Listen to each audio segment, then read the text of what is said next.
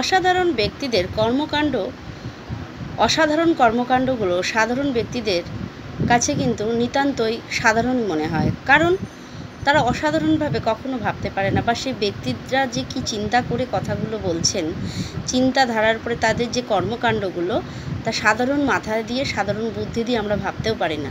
তাই সাধারণ মানুষের কাছে সেগুলো নিতান্তই তুচ্ছই থাকে।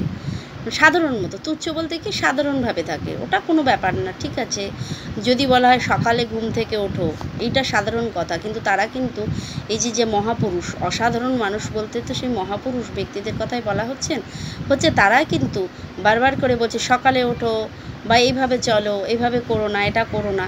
সেটা কিন্তু অসাধারণই কথা, কিন্তু আমরা যেহেতু সাধারণ, তাই কথাগুলো আমাদের কাছে সাধারণই লাগে। তাই বলছে যে এই যে তাদেরকে চেনার জন্য, এই মহাপুরুষদের চেনার জন্য কিন্তু আমাদের সারা জীবন লেগে যায়, আমরা কিন্তু চিনতেও পারি না।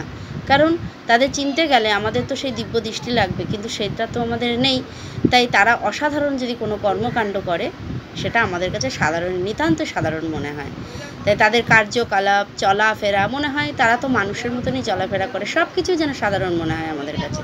তার চলা, কথা বলা, হ্যাঁ, সব কিছু মনে হয় কি যে নিতান্তই সাধারণ, আমরা যেমন করি তারাও তেমনই করে।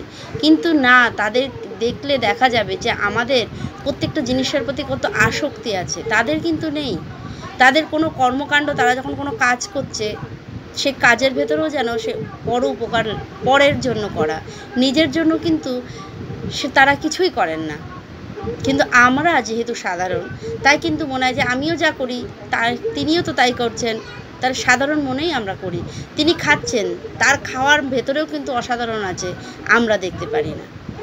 আমরা কিন্তু সেই সাধারণভাবে আমরা যেমন করে খাওয়া দাওয়া যেরকম করি, খাবার টেবিলে বসে খাবার যখন আমরা খাই, তখন নানান রকম কথা বলি, এবং তারাও খায়। তাদের আর আমাদের খাওয়ার মধ্যে কিন্তু অনেক তফাৎ আছে, কিন্তু আমরা খুঁজে পাই না সেটা। কেন? কারণ আমাদের সাধারণভাবে আমরা চিন্তা করি, আমরা অসাধারণভাবে চিন্তা করতে শিখিয়ে নিই।